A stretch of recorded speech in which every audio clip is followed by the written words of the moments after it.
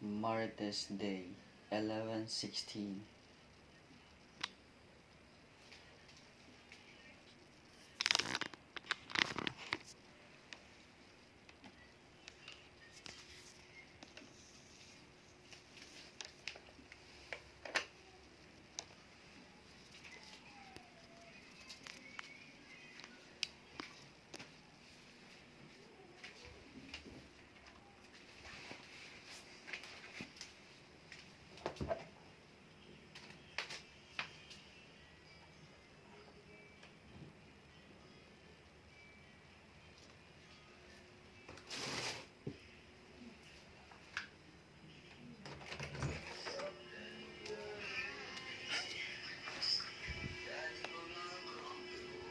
Andam na sila, ma? Opa. Kauna na nga. Ano na sila? Panahon.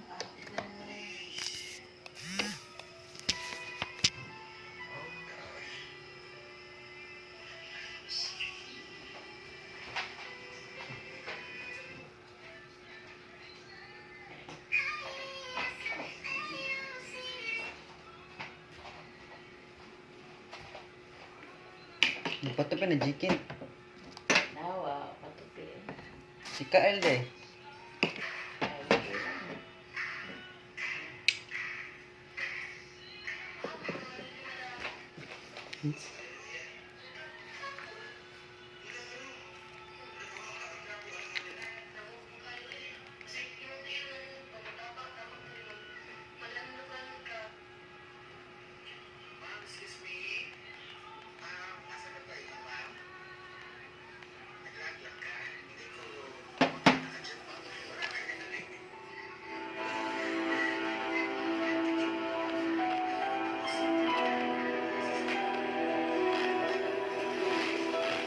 Irene! Ate Nika! Ikaw pala. Nagsusulo ka dyan, ah. Bakit? Iniisip mo na naman ba yung asawa mo? Oo, ate. Alam mo naman na kahit ganun yung si Phil mahal ko pa rin yun. Sa totoo lang, namimiss ko na siya. Kumusta na kaya siya? Alam mo ba, bala ko sanang silipin yung asawa mo dun sa bahay niya. Pero nagulat ako nung makita kong bakante na yung bahay. Mukhang pinalayas na yung asawa mo. Gusto ko sanang kontakin si Phil, kaso syempre, mas maganda kung magbabago muna siya bago kami magkita ulit. Sus! Sa itsura pa lang ni Phil, alam mo nang hindi magbabago yun. Huwag ka namang ganyan, ate. Asawa ko pa rin si Phil. Ay, siya nga pala. Meron akong ibabalita sa'yo. Actually, kanina ko lang nalaman nung mag-online ako sa Facebook. Si Dennis, yung kababata mo. Natatandaan mo pa ba siya? Oo naman. Bakit? Anong balita sa kanya? Hindi ba nag-migrate sila ng parents niya sa Canada nung high school pa lang tayo? Naku, ngayon, balik Pilipinas na siya. At dito siya sa probinsya nakatira. Talaga? Ay, ang totoo niyan, nag-chat na kami sa Facebook. Kinakamusta ka nga ni? Sabi ko, hiwalay ka na sa asawa. Hoy, ikaw naman, ate. Hindi pa naman kami hiwalay ni Phil. Ano pa bang tawag dyan? Cool off? Ano yan? Mag-shota lang kayo? Ay, naku. Binigay ko na sa kanya yung address natin at nangako siyang pupuntahan niya tayo. Ganun ba? Kung single pa rin si Dennis at saka mas gumwapo siya. O ano, Irene? Hindi ba crush na crush mo naman siya nung high school pa kayo? Oo, pero matagal na yun. Teka, ate. Nirereto mo ba siya sa akin? Feeling ko kasi si Dennis na ang tamang lalaki para sa'yo. May stable job, may ambisyon, mabait, gwapo, at higit sa lahat, mukhang responsable. Alam mo, kung gustuhin ka nun, kahit na may anak ka na. Ate, gusto ko pa rin balikan ng asawa ko kapag nagbago na siya. Kung hindi magbago yung si Phil, ay naku, Irene, huwag mo na nga sayangin pa ang buhay mo sa walang kwentang lalaki. Yan pala kung gusto, may paraan. ayaw, masakit daw ang tiyan. O masakit ang ulo. O traffic eh. Eto naman pala kaya hindi makahanap ng trabaho si Phil. Josie ang puso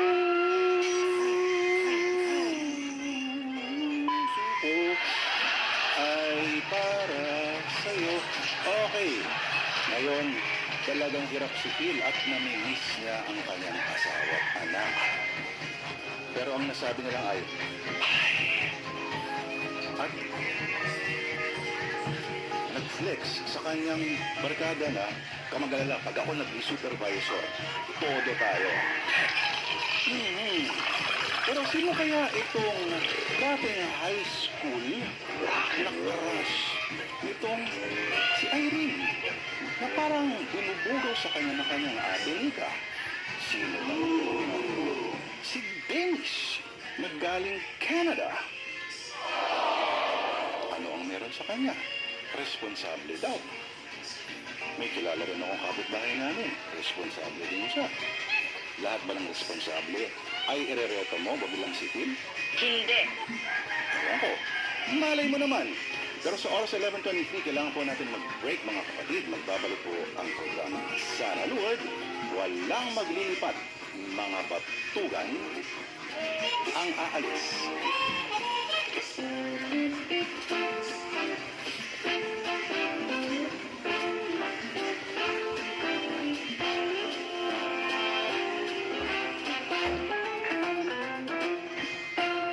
Natagpuan mo na ba ang totoo sa'yo? 92.3 Radyo 5 True FM. Dito tayo sa totoo. Treat yourself to Chang Nu's favorite snack that makes him so kilig. Dunkin' K-Bun. There's nothing like this warm, cream cheesy, garlicky treat that's both yummy and nakakakilig. Nothing like Dunkin' K-Bun. Pasalubong ng bayan. May gusto ka bang i-share sa programang Sana Lord? Mga kwentong kakaiba at kapupulutan ng aral.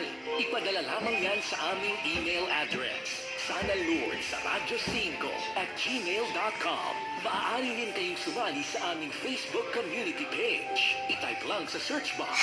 Sana Lord sa Radyo 5 True FM. Official kwentuhan. Sana Lord. Lunes hanggang Biyernes. Alas 10 ng umaga hanggang alas 12 ng tanghali. Sana kwento mo na ang susunod na babasahin ni Lord Rivera. Sana Lord sa Radyo 5 True FM. Dito tayo sa totoo.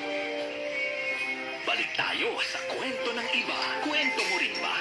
Sana Lord sa 92.3 Radyo 5 True FM.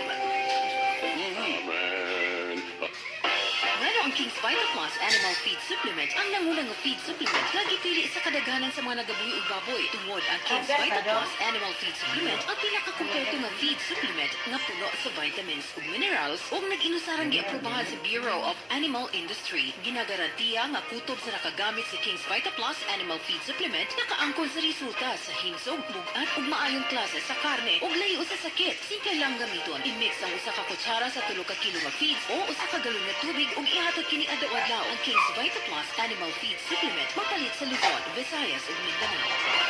King's Vita Plus Animal Feed Supplement. Ako si Rick Calderon nga taga Bohol. Abi ninyo tong Agosto ba to? Lugi kayo akong pagbuhi og baboy kay igo na mabalik ang akong kapital. Pero sige lang, kung bati lagi hapon. Bawion na nato karong January ang tod Mayo. Kay taas ang demand ug mahal ang palit sa live weight. Kay dagaan mga pista. Mao ni ako mga baboy karon aron paspas pang pagtubo o pagbugat. Gamit ko og King's Vita Plus Animal Feed Supplement kay sa pila lang ka bulan kwarta na yun. Ato-ato na niya. Kuha ra mo ko ng sekreto eh. King's Vita Plus Animal Feed Supplement. Mapalit sa tanang agri-vet stores sa inyong lugar.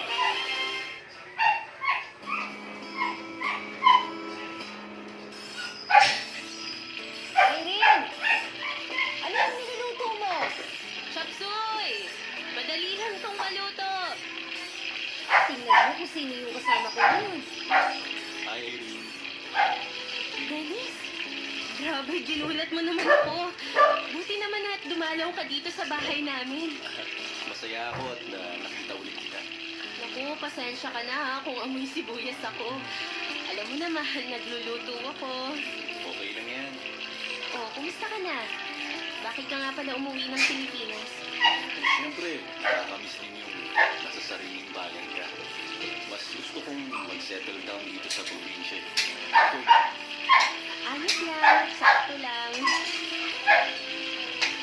Malaki ang pinagbago ng itsura mo ah. Mas gumuwapo ka pa ngayon. At saka asensadong-asensado na ang aura mo. ganun ba? Ah, nga pala. Bakit wala ka pang asawa? Bakit? Wala bang magaganda dun sa Canada? Eh, hindi ko pa kasi makita si Miss Wright eh. Pero feeling ko, nakita ko na siya ngayon. Uy, Irene! Nakita na raw niya ang Miss Right. Ay, mukhang ikaw na yata yun ah. Sira ka talaga, Ate Nika. Naku, Dennis, huwag mo nang pansinin yung ate ko, ah. Siya nga pala, dito ka na magapunan sa amin. Sure, sige. Grabe!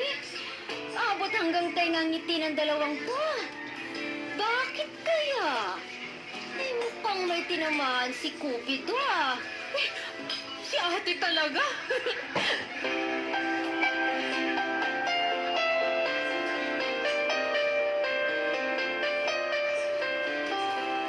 Pa, paano po? Oh, ikaw pala na. Ano? Kumusta na yung lakad mo? Nakahanap ka na ba ng trabaho? Opo, pa. Assistant supervisor po sa isang factory. Ay, magandang balita yan. Teka, siguradong gutom ka na. Eh, tamang-tama.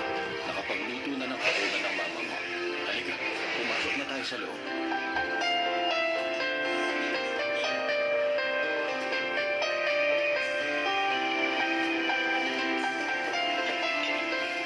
Ngayong nakahanap ka na ng trabaho, tuloy-tuloy na ba yung pagbabagong buhay mo?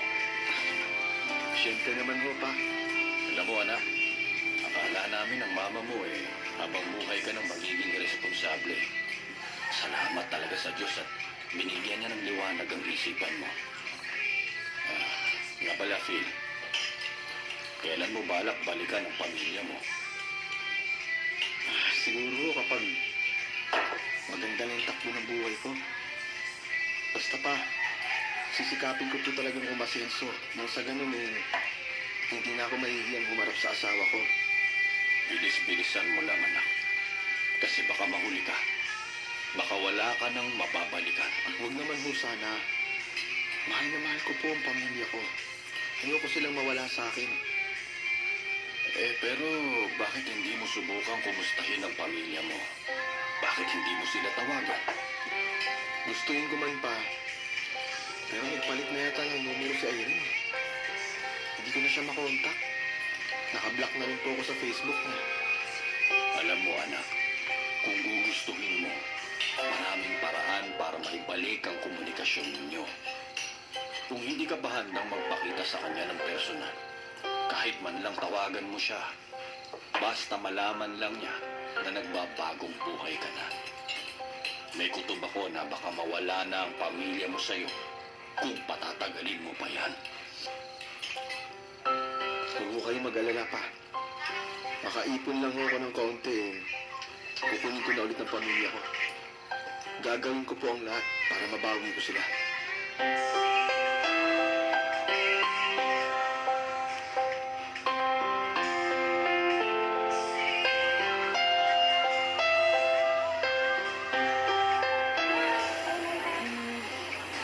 Dennis, salamat ha. Kasi kahit na busy ka sa trabaho mo nagkakaroon ka pa rin ng oras para sa akin. Katulad niyan, sinamahan mo pa akong mamalengke. Maliit na bagay lang yun. Irene, curious lang ako. Babalikan ka pa ba ng asawa mo? Ewan ko sa kanya. Hindi ko naman kasi nakita na nag-e-effort siya na balikan pa kami. Baka siguro kinalimutan na din niya kami. Sakaling hindi na siya bumalik, handa ka ba na magmahal ulit? Bakit hindi mo naitanong? Wala na. Siyempre, open naman ako sa lahat ng posibilidad. Alam mo, kung hindi kami lumipat ng parents ko sa Canada, siguro hindi tayo magkakahiwalay. Baka nga tayo pa ang nagkatuluyan. Oh, bakit? Wala. May naalala lang ako nung high school pa tayo. Natatandaan mo ba yung ginawa ni Althea? Yun ba yung truth or dare? Tapos, truth ang pinili mo. Kaya pinaamin ka ni Althea kung crush mo ako. Sumagot ka ng oo. And the rest is history. Paano kasi? Gaga kasi yung lukarit na yun eh. Betrothed kas ba naman sa buong klase na crush kita? Ayan tuloy. Tinukso na tayo ng mga kaklase natin hanggang 4th year. Pati sina ate Nika nakisabay din. May aaminin ako sa'yo. Alam mo ba, crush din kita nung high school. Eh di wow! Seryoso ako.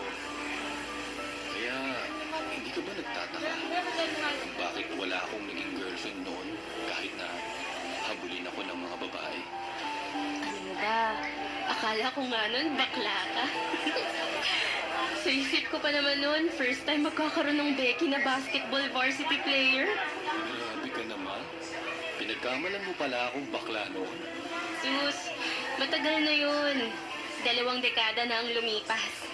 Napatunayan ko rin naman na lalaking lalaki ka.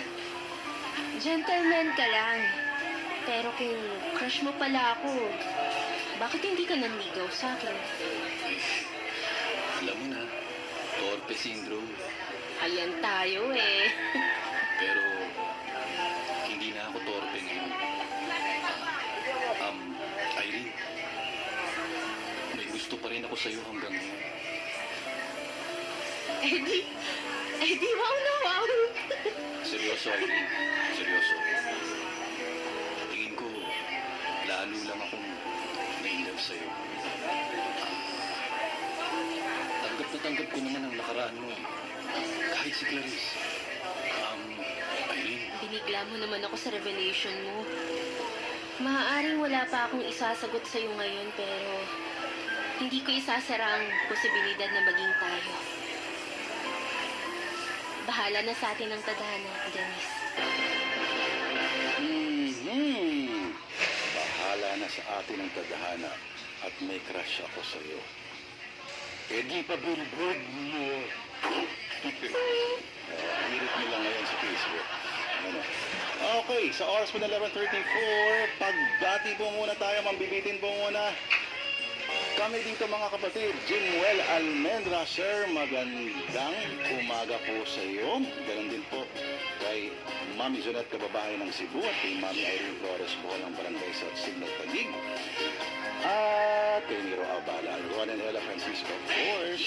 Sabi ni Rica G ng Muntinlupa, ang nagpapatamad sa kanya, kapag alam mong kulang ang pera mo sa pamasahe, kulang pera at di ka man lang makakain sa fast food, need mo rin kasi ng pera para paglabas mo, para makauwi ka ng panatag. So pag wala raw siya, pag kulang daw pera niya, tinatamad siya. Oo, kasi kahit gusto mong kumain sa fast food, gutom na gutom ka, hindi ka na makakain kasi wala kang pambayad. May counter ko yan. Okay, ito naman hirit ni Mark. Pag may okasyon sa pamilya o lugar namin para tulad ng fiesta, tamad talaga akong pumasok. Sarap kasi kumain at mag-inom pag maraming pulutan. Yan ang sabi ni Mark. Ang sabi naman ni Beverly Manggubat ng Morong Rizal, ano po ba ang tamang spelling ng pangalan mo? Hindi ko po alam. Suri po. Pabati po kay Loloy. Araw-araw daw siya nakikinig sa'yo. Salamat po, sir. Ang malaman kasi sa radyo si Beverly nakikinig. Beverly, ha? Spelling ng aking pangalan. May ballpen ka na? Wala pa eh. Ay, ready na. Yung isa, walang tilta yan. Yun, okay. L O U R B. Pwede rin LLOYD o John Word. Doc. Okay, nakikita rin po sa ating programa si Doc Chelsea Zhang ng Dapper Veterinary Clinic sa Kapas Tarlac at si Doc Blair Alejandro. Magandang umaga po sa inyo dyan sa Kapas Tarlac sa Dapper Veterinary Clinic. Gusto ko pangalan clinic po ninyo. Hirit naman po ni Lord Cruz, tinatamad ako. Pag nakapag-Bob Marley na ako, gusto kong kumain at matulog. Alam ko na ibig sabihin mo, Lord Cruz. Huwag niyong subukan. Hindi pa legal sa Pilipinas yan, tol, ha? Masarap ng dipla ko. Marian TV, ang nagpapatamad raw sa kanya, yung hindi masarap ang ulam at walang sigarilyo. Kanya-kanyang trip yan. Sabi naman ni Leia Lacaba Bascos, ang nakapagpatamad raw sa kanya. Ngayon minsan nag-aaway po kami ng asawa ko. Parang ayaw ko ng kumilos at tawawalan po ako ng lakas. Kasi po, di man baling mahirap kami basta nagkakaintindihan lang at nagtutulungan. Kahit sa totoo lang, napakahirap lang mabuhay sa mundo na lahat na lang nagmamahala ng mga bilihin karo. Laban pa rin. Mahirap maging mahirap. Pagkakaisa. Naku, Lea, mukhang kailangan ng matinding inuman yung hinain sa buhay. Laban lang, Lea, kapit lang. Ganun talaga ang buhay. Walang nagsabing madali ito. At sa lahat po nahirap sa trabaho, kaya nga po ang tawag sa kanya ay trabaho, hindi leisure. Huwag po aangal. Ikitaan kayo ito. Aljon Gomez, ang nagpapatamad raw sa kanya. Yung salitang, bukas ko na lang gagawin ang trabaho ko. Nandyan lang naman yan. Ay, ibig sabihin sa mga katrabaho siguro. Lalo na pag may inaalok ng tagay sa akin, ayun, hanggang sa yung bukas, madagdagan ng another bukas, at another bukas, at another bukas. Ang ending, pressure ako sa huli. As electrician, kasi nakikipaghabulan siya sa mga mason. Huwag ka lang tumagay habang nagkakabit ng fuse. Ha? Sabi ni, anong pangalan? Aljon Gomez. Maria Andrea Win, ang nagpapatamad sa kanya, yung mag-a-apply daw siya ng work.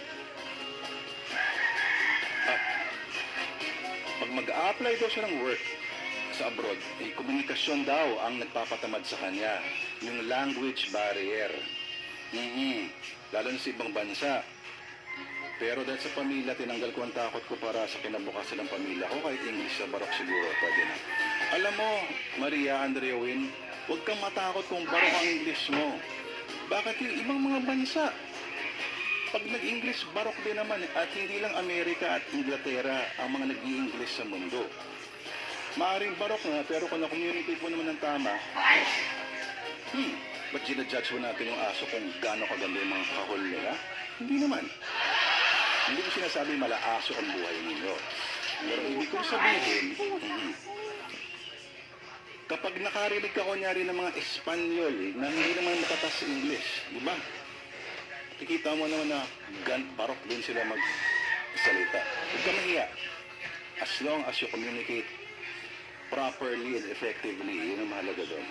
Alright? At Aljon, huwag kang uminom. Electrician ka pa naman habang nagtatrabaho, ha? Okay. Pagbati rin, pagka-Tofilan Dicho, Okay, Benny Froma, Nenita Bartolazo, at sa lahat po na pumupuri at gandang-ganda sa aking polo. Thank you. Ganyan po kasi yung personalidad ko, mabulaklak. At para kong teddy bear. Opo, Mayor. Yung teddy bear lang sa akin itong bailasak. Opo, Rosalina Dalangin. Pag gusto may paraan, pag ayaw marami dahilan. Tama. Isadora Monteverde. Ang hirap ng walang pera kaya nag-work ako. Nenita Bartolazo, ang pinakatamaran ko pagtambak ng hugasin sa lababo. Pero pag naumpisan ko naman ng trabaho, tuloy-tuloy na. Tama yan. Dapat kailangan mo ng parang video host para lagi ka mag-isip ng creative approaches sa pagbubukas ng plato. Opo. Pwede mo tawagin ng anak mo. Anak, nakikita mo yan, ibabaw yung plato yan. Naku, sabi ng teacher mo daw, tataas yung grado mo pag sinugasan mo yan. baby pa yung asa anak mo. Hoy, gising! Albert Francisco, ako idol, tinatamad ako pag may hangover sa umaga. Correct ka dyan. O, dyan yung si Slow, may sa Senado nga, may mga barok din eh. Tama? Correct! Okay. Sabi naman ni Amelia Belda, choosy dahil ba cum laude, wala siyang cum laude, tamad siya.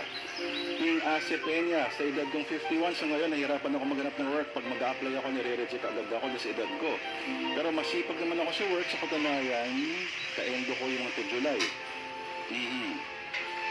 Magtsaga ka lang, King Peña, thank you sa iyong comment.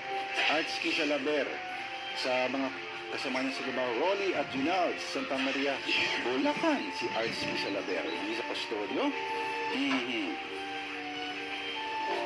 Michael Caballo, watching from Green Heights Super Shell Service Station at Marikina sa Marikina City. Si Tol Peña Redondo, sarap daw manood. James Gutierrez, hindi niyo ba alam ang mga makasalanan na walang bahagi sa karya ng Diyos? Huwag niyong dayain ang inyong mga sarili. Ang mga naikiyapit sumasamba sa Diyos-Diyosan. Ayan ang aking Okay. sinasabi. James Gutierrez, pwede ka sa Daily Brad. Nag-share siya ng verse from Corinthians. Salvador Valde, pag-ibati mga kasamahan ko sa trabaho sa Rolling Banner Production Corporation nila na Caloocan City, nakikinig sila ngayon. Elvi Villarta, Alright! tinatamad raw siya kapag may bagyo o maulan. Okay? Pareho ko tayo. Aha. Albert Chico Francisco, tinatamad. Yun nga, may mga overall. William Malinis, hello. Si Ron Francisco, tinatamad pag mababa ang blood sugar. Rafi Conde, shoutout din. Oras po natin, 11:43. Walang BBTO mga kapatid. Lady Diana Tienza, magpagaling ka. Kaya wala siya ngayon. Magbabalik po ang programang Sana Lord, makalipas po ang ilang paalala. Salamat po.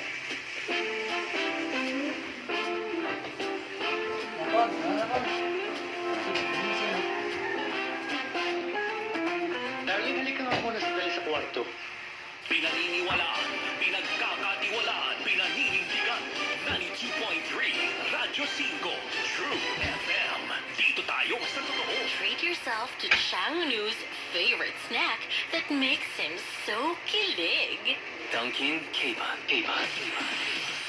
There's nothing like this warm, cream cheesy, garlicky treat that's both yummy and nakakakilig. Nothing like Dunkin' K-Pan. Pasalubong ng bayan. May gusto ka bang i-share sa programang Sana Lord? Mga kwentong kakaiba at kapupulutan ng aral. Ipadala lamang yan sa aming email address. sanalord@gmail.com. Maaari rin kayong sumali sa aming Facebook community page. I-type lang sa search box, Sana Lord sa Radyo 5 True FM. Official kwentuhan, Sana Lord. Lunes hanggang Biyernes, alas 10 ng umaga hanggang alas 12 ng tanghali. Sana kwento mo na ang susunod na babasahin ni Lord de Vera. Sana Lord sa Radyo 5 True FM. Dito tayo sa totoo. Nagpapatuloy ang radio drama ng buhay. Sana Lord sa 92.3 Radyo 5 True FM. Dito tayo sa totoo. Alright, oras po natin 11:45 sa pagtuloy po ng ating kuwento. Naku, mukhang kinikilig-kilig na itong si Irene nang sabihin ni Dennis na may pagtingin pa rin siya at handa kong tanggapin. Ano ka, Irene? Pati si Clarice, yung anak. Aakuin ko ang anak mo. Hindi naman peke ang pag-ibig ko sa iyo. Pero paano na si Phil? Ano kaya mangyayari kay Phil? Yan na nga ba sinasabi ko? Ewan ko din. Pero tinatamad na ako. Hindi, joke lang. Gusto mo Isa na lang paraan to find out. Tutuloy na po natin ang ating tampok na kwento ngayon na pinamagatang ang asawa kong Batugan. Lasing ka na!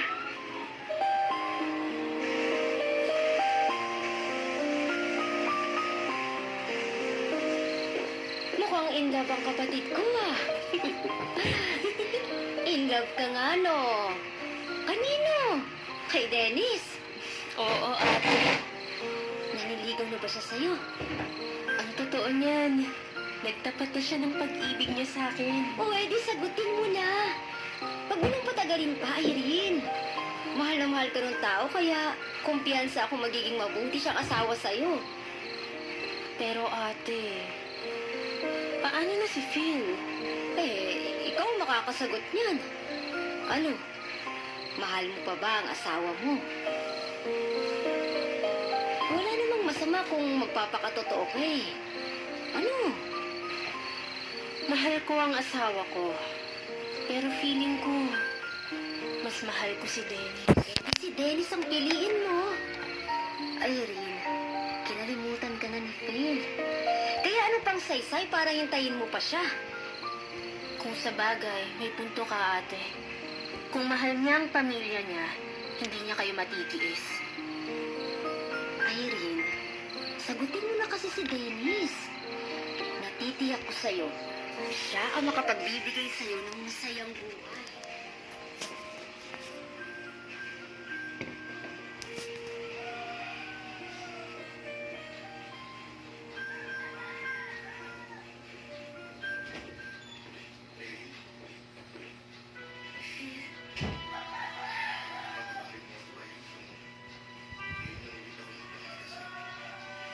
Ikaw na ka, James? Ikaw na. Ito, masaya. Ayos lang din ang anak natin. Ikaw? Nagbago na ako. May magandang trabaho na ako ngayon. Saka alam mo ba, managing supervisor na ako ng isang factory. Kaya hindi ako nagpakita sa'yo kasi nahihiya akong humarap kung wala pa akong narating sa buhay eh. Nung nakamit ko na yung pangarap kong maayos na buhay, handa ako nang balikan ang mga naiwan ko. Handa ako na ulit kayong kunin ni Clarice. Huli na ang lahat, Phil. Pero bakit? Kasi Phil, hindi na kita mahal. Sa tagal mong nawala, unti-unti ring nawala ang pag-asa kung babalikan mo pa kami. Unti-unting nawala ang pagmamahal ko sa'yo.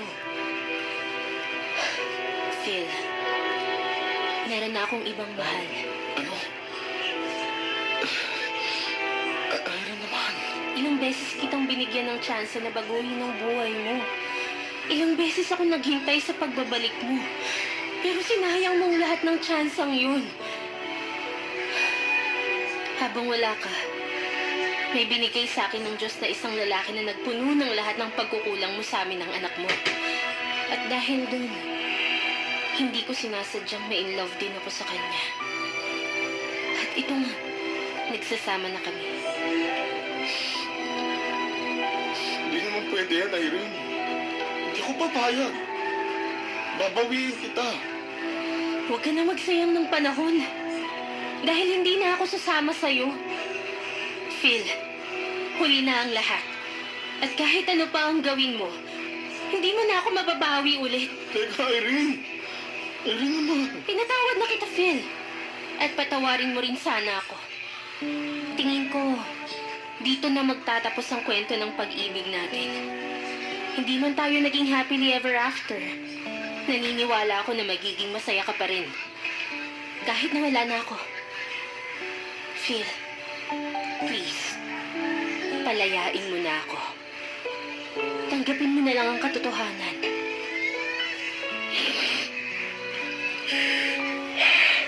Sige. Kahit masakit sa akin ito, tatanggapin ko. Hindi kita masisisi kung iwanan mo ako ng tuluyan. Kasalanan ko rin naman, kaya ka nawala eh. Pero di bali, aral na rin sa akin to. Sa susunod, titiyakin kong hindi na mangyayari to. Sa susunod kong mamahalin. Kung meron man.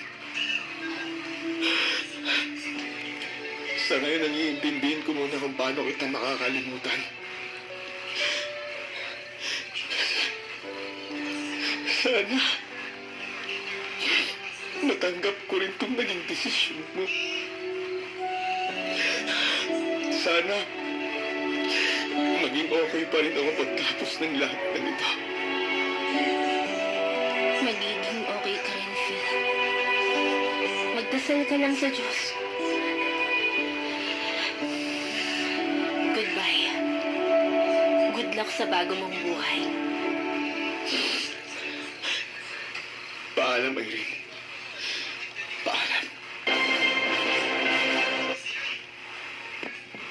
Sa huli, tinanggap na lang ni Phil na it's over. Tapos na ang love story nila ni Irene. At wala siya ibang magawa kundi tanggapin na lamang ang katotohanan. Mabuti na lamang at napagkasunduan nila ang mga terms ng kustodiya kay Clarice. At nangako naman si Irene na kailan may hindi na ipagkakait kay Phil ang kanilang anak. Si Phil naman nangako na kahit pa paano, magbibigay pa rin, pipiliting magbigay ng sustento sa kanilang anak. Sa ngayon, itong si Irene ay masaya pa rin sa piling ni Dennis. At meron silang dalawang anak. Pero si Phil naman, single pa rin. Malamang tinatamad maghanap ng pag-ibig. At kasalukuyan na mamumuhay daw na nakatira sa kanyang mga magulang. Good job, Phil! May maganda rin siyang trabaho daw. Ano yun? Ayaw sabihin. Ano kaya magandang trabaho yun na kailangan tumira with the parents para masabing nakabangon na raw siya ng tuluyan. At dito po nagtatapos ang kwento natin pinamagatan. Ang Mr. Kung Batugan na sinulat po ni Krishna Senga. Salamat po sa mga tumutok. Sa Ring Francisco na tinatamad sa weather, kay Carmen Torres. Franny Nazareno, kay Kuya Amber ng Casa Subdivision ni Terry de la Paz, Binyan, Laguna. Laging nakatutok sa atin habang gumagawa ng Venezuelas. Kay Glenn Milana, kay Rafi Conde. Amy, kay Christian Cabalcante. Kay Jennifer Olaso. Ay, Ricardo Lino, nabati na natin kay Mika Jacob. Tinatamad. Huwag kailangan na raw maglinis ng bawat mag-isa lang siya. Alright, salamat po sa mga voice actors po natin. Ang huhusay po talaga. Kaya po ni Marjorie Inamorable bilang si Clarice at si Mika, bilang si Dennis Girog at ang tatay ni Phil, si Ellery Martin. Sariwang si Rodel Makatangay bilang si Paul, ang tropa nila. Aya Mandak bilang Irene at si Claire Aureliano bilang si Phil. Palakpakan po natin ang voice. Wow naman! Mga kapatid, may dahilan po kung bakit ang sloth ay katamaran ay isa po sa tinatawag na 7 deadly sins. 7 deadly sins kasama ng greed, wrath, envy, lust, gluttony. Pero ang sloth, S-L-O-T-H, medyo mahirap i-define. Ano ba yung sloth ba ay wala pang ginagawa lamang? Although, ang argumento doon, ang sloth ba ay yung tipong hindi ka masinop sa pag-observe sa mga bagay na magpapayabong ng iyong kaluluwa, ng iyong spirito. Oo, ginagamit yun noon ng sloth katamaran para sa defend at i-promote ang teachings o rituals ng simbahan. Pero, yung simpleng hinihirit ka na doon, ng isang philosopher naman, an idle mind is the devil's playground. Yung nakatambay lang ang utak at kamay mo, huwag ka mag-alala, may papasok dyan, makakaisip ka ng isang kalokohan. Yung argumento daw doon. Opo. Pero ang sarap tumambay, di ba? Pero masarap din kumain. Lahat ng bawal ay masarap. Marami pa akong gusto sabihin pero tinatamad na ako. Ayan ang aking sinasabi. Opo. Salamat po sa lahat po na tumutok sa programang ito. Ako po si Louie Rivera, mga kapatid. I-announce ko sana yung winner natin ngayon, pero tinatamad na rin ako. Bukas na lang. Huwag mong subukan. Hindi ko susubukan kasi tinatamad din ako subukan yan. Sila po sa lahat ng bumubuo ng programa sa Sana Lord. Ako po ang inyong lingkod. Tinatamad din ako yan. Lord Rivera na lang po. Tira mga Piliin po lagi maging maligaya na walang tatapakan iba. Mabuhay po tayong lahat ng kapatid.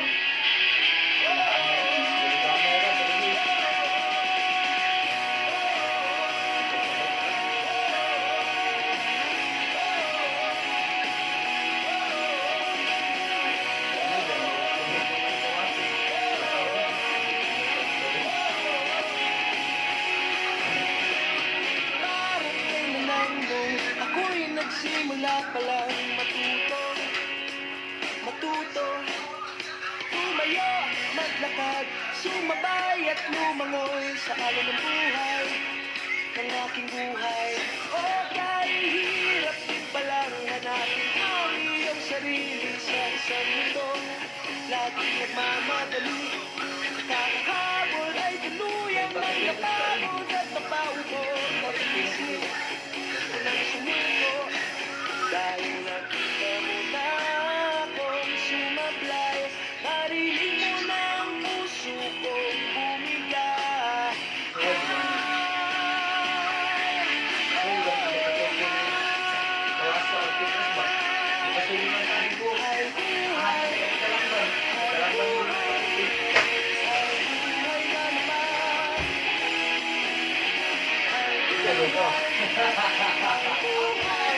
Hagat na?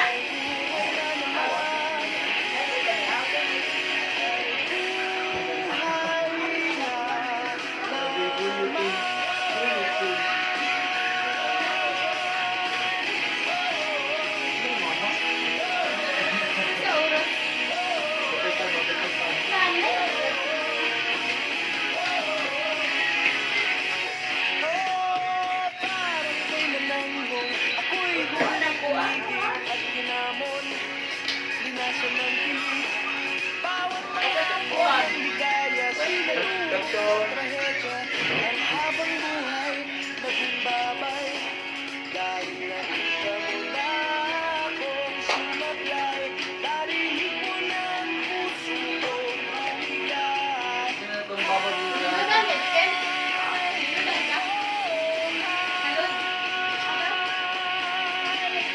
Hay buhay, hay buhay na naman. Hay buhay, hay buhay, hay buhay na naman. Hay buhay nga naman.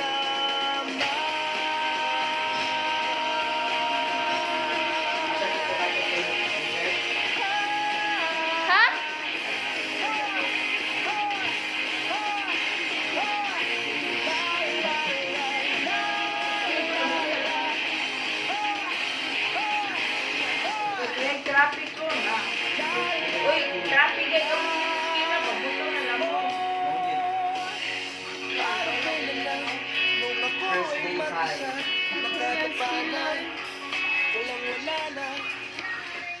Isa na namang kwento ng buhay ang hinimay ni Lord Rivera. Sana Lord sa 92.3 Radyo 5 True FM. Dito tayo sa totoo. 25,000 watts ng totoong tunog ng FM. Totoong tinilas, totoong pinagtibay ng mga batikang mamamahayag sa paghahatid ng news, public service, entertainment, music, information at inspiration para sa bawat kapatid, bawat Pilipino. Ito ang 92.3 Radyo 5 True FM. Dito tayo sa totoo. Ako po ngayon ng bayan, apat ang ganumay ngayon magtatanghalian. Back to school na naman ang mga chikitin. Kompleto na ba ang mga school supplies nyo? Kung kayo ang tatanungin namin mga kapatid, sa lahat ng gamit pang eskwela, anong hindi dapat mawala? Tara, samahan nyo ako at magtatanong tayo. Dito. Siyempre, yung notebook at saka papel, lapis, ballpen. papel, notebook, bag, shoes, saka uniform. Siyempre, unang-una, uniform, bag, sapatos, mga notebooks, and ballpen. So, yun ang kami na kailangan talaga sa school. Siguro po is uniform po. Para po alam po ng mga nanay po natin na pumapasok po tayo sa school. I think po ang importante po ngayon is yung mga mobile phones po, since mostly po is online, then pwedeng isend na lang po yung mga files and na ginagamit po for class po. Siguro po ballpen po. Kasi mostly kasi yung papel pwede ko pong humingi. Yung ballpen po kasi lagi dapat meron po sa akin. Kasi mas maganda po may panulat ka lagi. Challenge natin ngayon. Spell natin ang word na supplies. S-U-P-P-L-I-E-S. Okay, na tama naman ang pag-spell mo at sagot ka sa pananggit yan. Sagot na namin yung pananghalian mo. Yan, bilibre ka pananghalian galing yan sa Signal. Paalala na kaninang bayan, no appointments and no vaccination card, no entry pa rin po ang patakaran sa lahat ng opisina ng Signal TV, Radyo 5 at TV5. Manood na lang kayo sa bahay nila arangkada na ang mga balitang magpabusog sa inyong kaalaman. Narito lang tuloy yung kasangga sa tanghali, si Cheryl Cosing. Bueno mano sa ating One Balita Pilipinas ngayong Martes, ilang mga estudyante at guro balik sa eskwela at balik din sa pamamangka o pagtawid sa ilog at bundok ngayong araw. Pero sa Cagayan, hindi pa rin makapagklase dahil sira-sira at may mga pakwit pa rin sa mga paaralan. Ilang concerned professionals handa raw magpaabot ng suportang legal sa siklistang binatukan at kinasahan ng baril ng motoristang dating pulis. Ang siklista kasi ayaw na raw mag-asunto. Wala naman sariling kotse yan. Wala naman sariling security yan. And every day he goes to work using his bicycle. Laban ng Gilas Pilipinas versus Italy, must win na para sa ating kupunan. National team, hindi raw nagpapapressure. Kahit saan ako maglaro kahit kasama maglaro may pressure, especially sa kung gaano kataas ng level itong FIBA World Cup. At Andrea Brillantes sinagot ang mga bumabatiko sa kanyang vlog tungkol sa basketball players na open daw siyang i-date. Sa bashers naman online, wala eh. Wala akong magagawa sa kanila eh. Balitang mainit-init pa! Huli ako mga ng bayan na patanggal. Kumain sa pananghalian. Yan ang may nasa showbiz nila. Ngayong tanghalian, kasama si Cheryl Cosing. One Balita, Pilipinas!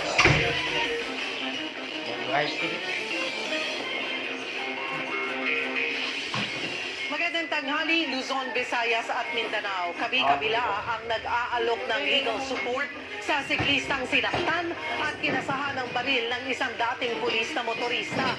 Hindi raw kasi makakasuhan ng kriminal ang motorista kapag hindi sila lumantad. Pero may ilang mga remedyo naman daw na pwedeng gawin para ngayon pa lang ay mapanagot na siya sa nangyari. Para bigyan ng mukha balita, Mobile Journal, Yeda Pascual. Agosto 8 na ganapit itong nag-viral na pananakit at pagkasa ng baril na itong lalaking nakabarong sa nakagitnitan niyang siklista. Araw ng linggo, usang nagtungo ang driver sa video na si Willie Gonzales na dating pulis sa Quezon City Police District para magpaliwanag. Ang katotohanan po nun, ako pa po ang nagpatawag ng mobile dahil gusto niya ulit ako. Gusto niya na ulis ka po ulit. Mahaba po ang habulan nun eh. Nagkaayos din daw sila ng siklista matapos ang insidente. Pero sa programang Julius and Tintin sa 1PH, sinabi ng abogadong si Raymond Fortune na malabong self-defense ang ginawa ni Gonzales. Dito sa video, again, the video will not lie. Makikita niyo yung siklista, hawak niya yung manibela ng bisikleta niya eh. Tapos without any provocation, ayan, bigla ka lang binatukan, tapos sige, tapos biglang nilabas yung baril. So makikita niyo that all of the actions of Mr. Gonzales just totally fails, no, yung mga elements in order for self-defense. Yun nga lang ang siklista sa video, wala na raw talagang balak magsampa ng kaso laban kay Gonzales. Wala namang sariling kotse yan. Wala namang sariling security yan. And every day, he goes to work using his bicycle. And natatakot siya na baka anytime ay meron na lamang na isang riding in tandem puno. Basta na lamang itutumba siya. Sa ngayon, hindi raw makasampa ng kasong kriminal laban kay Gonzales si Fortune. Kailangan kasi ng direct evidence at witness. Yun nga lang, ayaw ding lumantad ng vlogger na may kuha ng viral video dahil nakakatanggap na raw ng death threats. Pero ang sigurado raw ay pwede niyang sampahan ng kasong administratibo ang ex-police. Pasok na diyan ang pag-revoke ng kanyang lisensya, ng kanyang license to carry ng baril na tinanggal na ng PNP. At inaalam na rin kung totoo bang retired o dismiss sa serbisyo si Gonzales. Mobile Joy Mariela Pascual po. Hatid ang mukha ng balita. Bukod sa ginamit na baril ng ex-police na si Willie Gonzales sa viral video, 3 pang baril niya ang nakumpiska ng PNP Firearms and Explosives Office. Kaugnay niyan, magkakausap natin si PNP spokesperson Colonel Gina Fajardo. Magandang tanghali po sa inyo, Colonel. Magandang tanghali, Ma'am Cheryl. Ma'am, ano-ano pong baril itong nakumpiska kay Gonzales po? Nakumpiska na po ng Firearms and Explosive Office po ng PNP itong 3 baril na caliber 45 po nitong si Mr. Wilfredo de la Hoya Gonzales. Maliban pa po dyan doon sa una niya pong sinorender na Glock 9mm na nagamit po nung insidente noong August 8 po. Nakumpirma na ba ho kung totoong na-dismiss ho siya bilang polis? At ano po ang dahilan? Yes, ma'am. Na-dismiss po itong pulis po na ito noong 2017. Pero bago po yung lumabas yung decision ng kanyang dismissal patungkol po doon sa kaso niyang grave misconduct, ay nakapag-retire po ito noong 2016 po after attaining the age of 56 po. Kung na-dismiss po siya sa pagiging pulis, bakit po kaya siya nabigyan ng license to own and possess firearm at permit to carry firearms outside of residence? Yes po, ma'am. Yan po yung tinitignan natin ngayon. Bagamat yung kanyang dismissal nga po ay as a result po ng kanyang administrative case. Kung siya po ay nakapag-rehistro po ng baril at nabigyan po ng license to own and possess firearms, ay maaari po nga na-comply nga po itong mga requirements na pinapasubmit po. Subalit ngayon po ay nagre-review po tayo kung may nagkaroon nga po ba ng kapabayaan kung bakit na-issuean pa rin po ito ng permit to carry and license to possess firearms, in spite of the fact na yung kanyang mga kaso before na criminal case po ay relating din po sa use of firearms. So, beyond this incident ay yun po, magsasagawa po ang PNP ng investigasyon kung sino po ang nag-approve, paano siya nakakuha ng lisensya sa kanyang mga baril.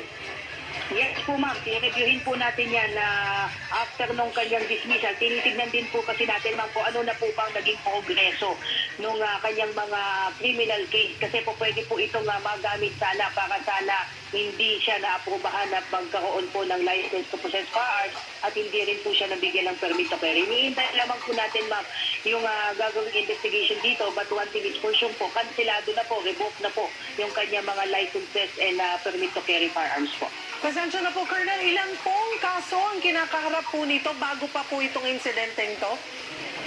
Meron po siyang admin case lamang po ang nakuha nating records, ma'am. Meron po siyang kaso ng grave misconduct, grave threat din po ito noong 2006. At yan pong kaso na ikinadismiss po niya ng 2017 at nag-final po ng 2018 ay yung pong kasong grave threat, grave misconduct po. Sinabi po ni Attorney Raymond Fortune na hindi siya makapagsampa ng kasong kriminal laban kay Gonzales dahil takot nang makipag-cooperate po yung siklista at maging nang kumuha po ng video. May magagawa ho ba ang PNP on this? Ma'am, ngayong araw po ay for your information ay nagsampa na po ng kaso ang QCPD against dito po kay Gonzales for alarms and misconduct at ang mga pulis po natin ang tumayong mga complainant po dyan.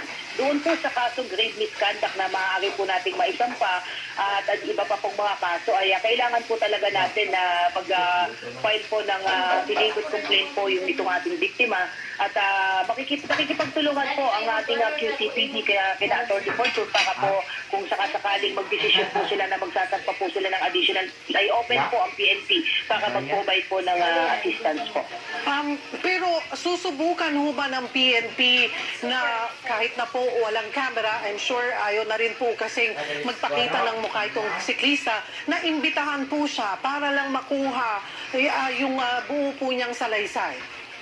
Yes mo ma'am, kailangan po talaga natin makausap ma'am yung siklista, makapag-execute po siya ng complaint affidavit kasi kailangan po kasi yun pagsampa po natin ng kaso ma'am na yung mismong aggrieved party po ang mag-file po ng complaint.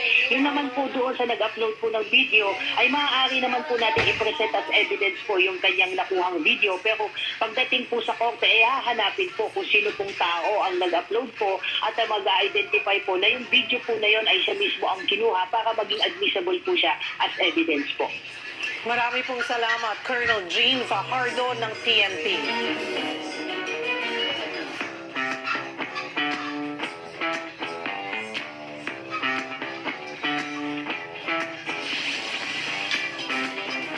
Pinili ni Vice President and DepEd Secretary Sara Duterte na pangunahan na ang pagbubukas ng panibagong school year sa isang liblib na paaralan sa Cebu. Para sa update, magbabalita live mula sa Cebu, si John Laroa. John, kumusta ang opening ng klase dyan sa Cebu? Cheryl, hindi lang mga estudyante at sina ma'am at sir ang present ngayong araw dito sa Cebu. Pati na rin at binisita mismo ni VP Sara ang mga liblib na paaralan dito sa probinsya ng Cebu.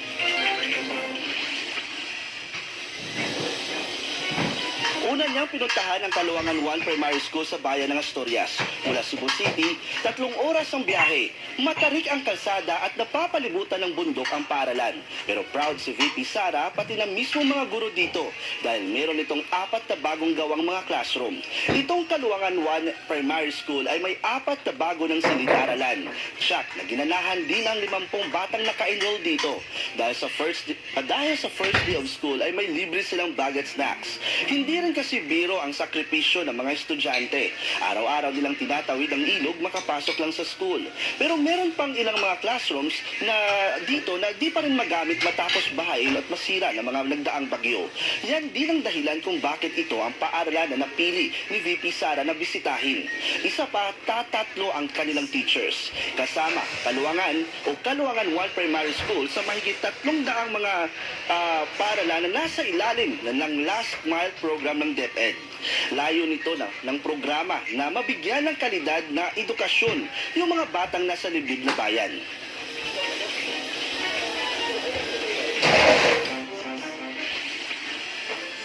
John, ano ang assessment ni VP Sara dito sa ginawang pagbisita sa paaralan yan? At may iba pa ba siyang schools na bibisitahin dyan sa probinsya? Cheryl, nakita nga ni VP Sara ang kahalagan o mahalagang matulungan ng mga paaralan na nasa liblib na bayan para nang sa gayon mailapit ang serbisyo ng pamahalaan at maitaas ang antas at kalidad ng edukasyon. Sa ngayon, Cheryl, ay nagpapatuloy o ongoing pa ang programa sa Milicio Tito Elementary School sa Danao City para tingnan din ni VP Sara ang sitwasyon sa lugar. Cheryl? Maraming salamat, John Laroa, nagbabalita live mula sa Cebu. Para naman hindi malate sa first day ng pasukan, patok ngayon sa Navotas ang mga namamasadang bangka. Live na magbabalita naman mula sa Navotas, si Marlene Alcaide. Marlene? Bye na lang. Okay.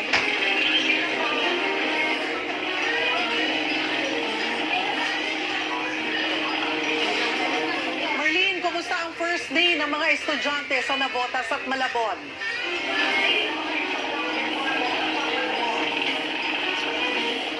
Cheryl, alam mo naman sa ilang eskwelahan na napuntahan natin kanina ay tulad sa Daanghari Elementary School, maayos naman yung naging pagbubukas nila ng klase. At dahil sa unang araw nga ng pasok ng mga bata, syempre hindi na iwasan yung ilan sa mga anak na umiyak pa rin nung humiwalay sa kanilang mga magulang. Pero ay naman sa pamunuan ng eskwelahan ay sa kabuuan ay naging maayos naman yung kanilang first day of school. Cheryl? Gaano katindi yung problema pa rin ng baha dyan sa Malabon, Navotas area na mas prefer ng commuters na bangka kesa nga sa PUV? Actually, may mga lugar minsan na kapag talaga malakas yung ulan ay may mga lugar na binabaha. Pero itong kung nasan tayo ngayon, ito yung parang tinatawag lang terminal, na kung saan talagang ito, ilog tong ating nasa likod. Pero ito yung mas prefer nga ng mga residente na sakyan dahil mas mabilis daw. So kasi ito, yung kinatatayuan natin ngayon ay Navotas. Pero yung nasa likuran ko, kung makikita nyo yun, kung saan pupunta tong bangka na to, isang tawid lang Malabon na. Kaya mas marami doon sa mga residente yung mas gusto pa rin na dito sumakay dahil unang-una mas mura ito, 5 piso lang bawat tao ang pamasahe at susunod kumbaga mabilis lamang yung biyahe dito. Alam mo pagtawid dito halos nasa 2 hanggang 3 minuto lamang yung pagtawid kung makakapunta ka na ng Navotas sa Malabon o Malabon sa Navotas. Pero kapag kasi sumakay ka doon sa, for example, sinasabi nga rin ng mga estudyante na kausap natin kanina, pag sumakay ka doon sa jeep halimbawa, nasa 12 pesos sa 13 pesos daw yung babayaran nila at aabot ng 20 to 30 minutes or minsan, depende pa sa lugar na pupuntahan mo o sa haba ng traffic, minsan inaabot pa raw ng 1 oras yan. Kaya mas prefer nila na talagang dito na lamang sa bangka ay tatawid sila o sasakay sila para makatawid sa Malabon o kaya sa Navotas, Cheryl. Pero sapat ba yung bangka? At saka napansin ko, Disagwan Disagwan talaga, Cheryl, at yung isa sa mga bangka nakita natin, meron na mga life vest, iilan lang, hindi sa lahat ng mga pasahero meron at meron din nga salbabida. Pero yun nga, kung mapapansin nyo dun sa mga video natin, hindi nagsusuot ng life vest yung mga sumasakay o yung mga pasahero dyan. Ang sabi nung iba ay sanay naman na daw sila dahil kinalakihan na raw nila ito na sumakay dito sa bangka. Merong ilan tayo nakausap na medyo kinakabahan at nagdadasal na lamang daw. Pero so far, sabi ng mga taga rito ay sanay naman daw sila na sumakay dito. Pero iba yung sanay na doon sa safety. Ano ba ang ginagawa rin ng local government para ma-ensure nga dahil karamihan mas gusto yan ng sakyan na safe at saka na monitor nila yung ayos ng mga bangka at ilang bangka ba meron dyan, hindi naman ba din nagkakaawayan dahil may mga pumipwestong mga ibang nagbabangka dyan. Actually, may namamahala dito, Cheryl. Tapos 2 lamang yung bangka na nakita natin dito. Isa sa Navotas at isa ay dito sa Malabon. So, kung dito ka sasakay sa Navotas, dito ka rin magbabayad. Doon sa kabila, iba rin yun. So, yung isang bangka na nakita natin, yun yung sinasabi natin na merong mga life vest. Pero yun nga, yun din yung tinatanong natin dito. Papaano nga ba? Kasi syempre, araw-araw at halos 24 hours na bukas ito, depende na lamang kung sasama ng panahon. So, kung paano nga yung mas masisigurado pa yung kaligtasan ng lahat ng mga pasahero na araw-araw ay sumasakay dito, lalo't karamihan ay mga estudyante, Cheryl. Meron bang solusyon na naisip ang lokal na pamahalaan pagdating sa problema sa baha? Problema sa baha, yan yung alam naman natin na isa sa mga nagiging problema rito sa Malabon o sa Navotas. Pero sa mga oras na ito at sa panahon na ito na nagtanong tayo ay wala naman daw, sabi dito sa ilan sa ating mga nakausap na residente. Cheryl. Maraming salamat, Marlene Alcaide. Sa Cagayan, hindi na natuloy ang pasukan dahil lubog pa rin nga sa baha ang probinsya. Ang mga eskwelahan, kung hindi sira, ginawang evacuation centers na muna. Para bigyan ng mukhang balita, Mobile Journal, Francis Orso.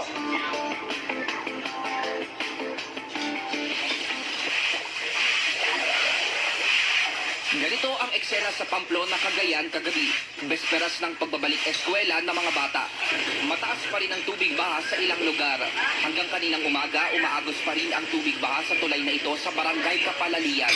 Ginagamit pa naman itong ruta ng mga residente maging ng mga estudyante. Pero dahil sa baha, hindi tuloy ito madaanan. Ang masaklap hanggang makarating sa eskwelahan, lubog sa baha dahil umapaw naman ang Kasitan Creek. Kaya ang buong probinsya ng Cagayan, suspendido muna ang klase ngayong araw. Sa ibang eskwelahan naman sa Alcala, Cagayan, imbis na estudyante, mga bakwit ang makikita sa mga classroom. Hanggang ngayon kasi, hindi pa rin humuhupa ang baha sa malaking bahagi ng probinsya. Dahil sa malakas at tuloy-tuloy pa rin pag-ulan simula doong Sabado. Ayon sa Municipal Disaster Risk Reduction and Management Office ng Alcala, warasahan muna nilang inilikas ang mga residente dahil sa banta ng flash flood sa barangay.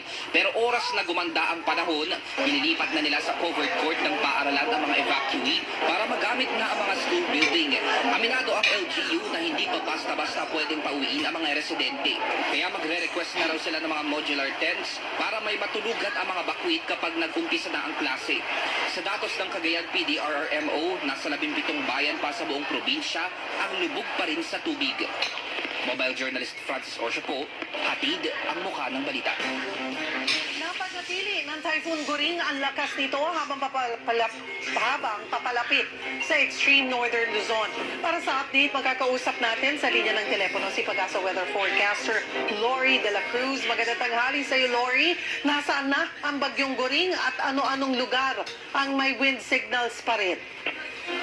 Magandang hapon, Ma'am Cheryl at sa mga kababayan natin. Si Typhoon Goring ay nagmamadaan sa layong 180 kilometers silangan ng Apari, Cagayan at taglay pa rin ang lakas ng hangin umaabot sa 155 kilometers per hour near the center at pagbugso ng 190 kilometers per hour. At mabagal pa rin po ito, mabagal na kanyang pagkilos at inaasahan natin magkukontinue yung mabagal na pagkilos niya northwestward sa mga susunod na oras. Kaugnay dyan ang tropical cyclone wave signal number 3 nakataas sa southern portion ng Batanes at northeastern portion ng Babuyan Islands. Signal number 2 naman sa rest of Batanes and rest of Babuyan Islands at maging sa extreme northeastern portion ng mainland Cagayan. Signal number 1 naman po ngayon sa northern and eastern portions ng mainland Cagayan, eastern portion of Isabela, northern portion of Apayao at maging northern portion of Ilocos Norte. Patuloy natin pinag-iingat at pinaghahanda ang mga kababayan natin sa mga nabanggit nating lugar. Yan ang latest mula sa Pag-asa. Ito po si Lori De La Cruz. Lori, tama. Can you hear me? Yes, ma'am. Tama ba na nakikita daw na posibleng mag-landfall itong si Bagyong Goring sa extreme northern Luzon?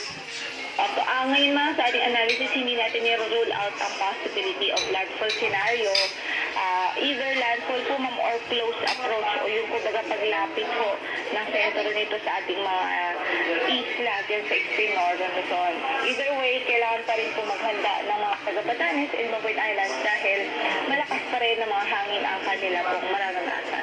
Dahil malakas ng typhoon. Alright, yung mabagal na kilos nitong si Bagyong Goring at kaya rin hindi makaakyat-akyat ay dahil pa rin ba sa low pressure area? Sa ating analysis meron kasing malakas na high pressure sa parte ng China sa mainland China na isa po ito sa nagpapabagal ng kanyang pagkilos. So yung northwestward movement niya hindi siya makabuelo. So most likely dahil nga malakas pa rin yung anticyclone o high pressure sa mainland China, posible po after reaching yung extreme northern zone, halos mag-westward na lamang po ito. Susunod po ito dito sa trough o yung cyclonic circulation na nasa parte ho ngayon ng Vietnam. Hanggang kailan mananatili sa loob ng PAR itong si Bagyong Goring? Hanggang kailan natin mararanasan yung epekto nito? Sigurin po, pwede pong lumabas ng PAR by Thursday morning. So, yun ang latest track natin. So, pag nakalagpas siya sa atin, nandun pa rin yung posibilidad na mas ma-enhance ito at lumakas, mas lumawak yung kanyang outer rain bands and kahit manatili pa rin makaapekto sa ating hanging habagat? Yes, possible yan ma'am. Kahit nasa labas na po siya, mag-enhance pa rin ang habagat. So, especially yung western section ng Luzon, maapektuhan pa rin ho nitong bagyo, nitong habagat rather. So, ito pa rin ang kukos ng paulan. Maliban dyan, may isa pa tayong bagyo na papasok ho sa ating area of responsibility, most likely po bukas. At kapag pumasok po ito ng ating boundary, papangalanan po natin ito si Bagyong Hana. At sa ating pagtaya, posibleng maapektuhan o direkta maapektuhan din ito ang extreme northern Luzon sa mga susunod na araw. Pero ngayon, since malayo pa naman, medyo may uncertainty pa at mag-asabi na lang po sa maging update sa Kulasa. Maraming salamat, Pag-asa Weather Forecaster Lori De La Cruz.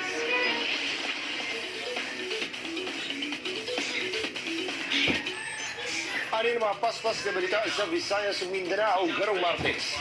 Umaranggada na kahapon ang filing certificates of candidacy o COC na matatakbo sa barangay at SK elections sa Landawi City, Cebu. Gipahimustan sab sa mga kandidato ang holiday. Rason nga gidagsang ang pagpasa sa COC sa Mandawi Sports Complex. Ang uban higop na line-up na ang dungan-dungan nag-file. Meron din namang kandidato na sinamaan pa ni Senator Bong Revilla. Ayon sa COMELEC, isang linggo magtatagal ang filing na deadline na rin sa Sabado. Susunod, Bureau of Fisheries and Aquatic Resources nagbabalak sa pagkain ng laman dagat na galing sa 9 na lugar sa Visayas at Mindanao. Apektado raw kasi ang mga ito ng red tide. Yan nakatiba pa sa pagbabalik ng One Balita, Pilipinas. Totoong balita, totoong kwento. 92.3 Radyo 5 True FM. Dito tayo sa totoo. Sabay-sabay nating salubungin ang Burmans nitong katapusan ng Agosto sa muling pagbabalik ng pinakahihintay natin sa TV5. You heard it right mga kapatid, kaya sugod na sa Kadiwa Pop-Up Market 3.0 sa August 31, 2023. Huwebes mula alas 6 ng umaga hanggang alauna ng hapon sa TV5 Launchpad Building, Reliance Corner Sheridan Streets, Mandaluyong City. Magsama-sama tayong mamakyaw ng fresh at dry commodities na murang-mura na, tiyak pang nakakatulong sa ating kababayang magsasaka at mangingisda. Ang programang ito ay sa pakikipagtulungan ng Department of Agriculture, Signal TV, Media 5, TV5, Nation Broadcasting Corporation, Maya, Helix Mining Corporation, at Alagang Kapatid Foundation Incorporated. Alagang Kapatid! Hello, Ate Jody. Oh, may lagnat ka raw. Opo, sakit rin ang ulo ko. Kaya lang, di naman tumalab yung gamot ko. Padalan kita ng Biogesic. Magaling sa sakit ng ulo't lagnat at iwas pa sa posibleng side effects. Oh, thanks po. Yan ang Biogesic. Jody Santa Maria po. Ingat! Unilab yan. Paracetamol is a generic name of Biogesic. If symptoms persist, consult your doctor. Ang oras, 12:27. Ang oras sa Radyo 5 True FM ay hatid sa inyo ng Dunkin, pasalubong ng bayan. Treat yourself to Changnu's favorite snack that makes him so kilig. Dunkin K-Ban. There's nothing like this warm, cream cheesy, garlicky treat that's both yummy and nakakakilig. Nothing like Dunkin K-Ban, pasalubong ng bayan. Namiss mo ba ang game kagabi? Gusto mo bang malaman ang latest happening sa sports? Like and follow us on social media. Pwede mo nang balik-balikan ang mga paborito mong games anytime, kahit saan. At pwede mo nang i-share sa tropa. Dito lang tayo sa nag-iisang go-to tambayan ng lahat. At One Sports PHL on social media.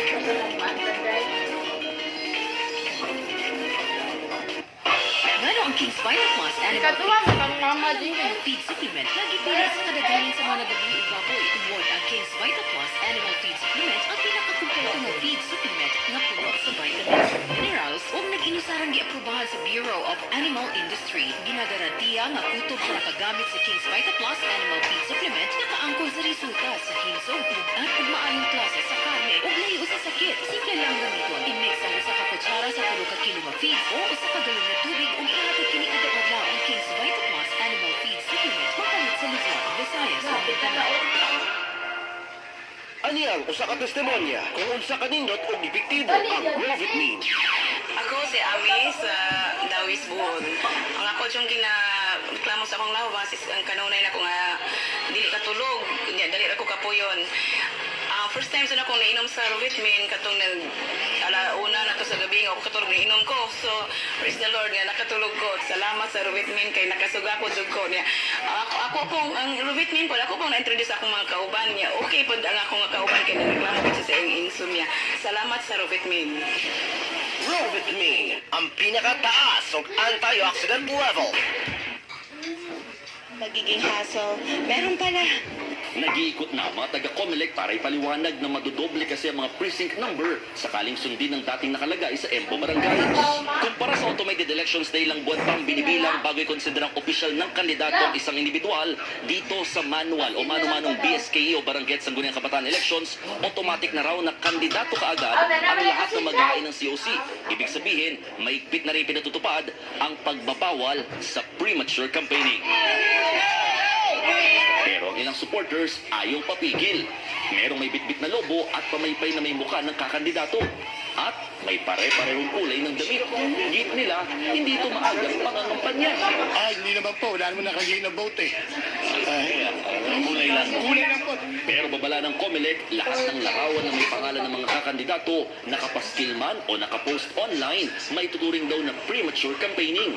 Kahit wala nakalagay na vote for, pero pag mumukha mo ang nakalagay dyan, ibig sabihin yan, pinopromote mo ang sarili mo, ini-influensyahan mo ang botante, and therefore nangangampanya ka. Bukod sa posibleng disqualification sa mga mapatunayang lumabag sa premature campaigning, maaari rin silang masampahan ng kasong kriminal na may 1 hanggang 6 na taong kulong. Magtatagal hanggang September 2 ang filing ng COC, habang sa October 19 naman mag-uumpisa ang campaign period o opisyal na pangangampanya.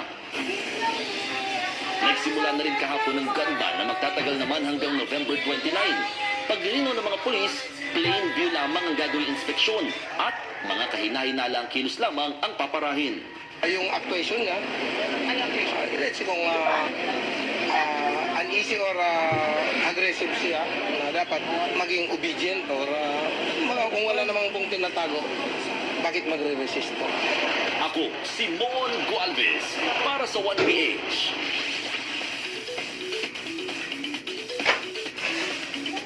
Ano yung pagpapaspas na balita sa Visayas, Mindanao?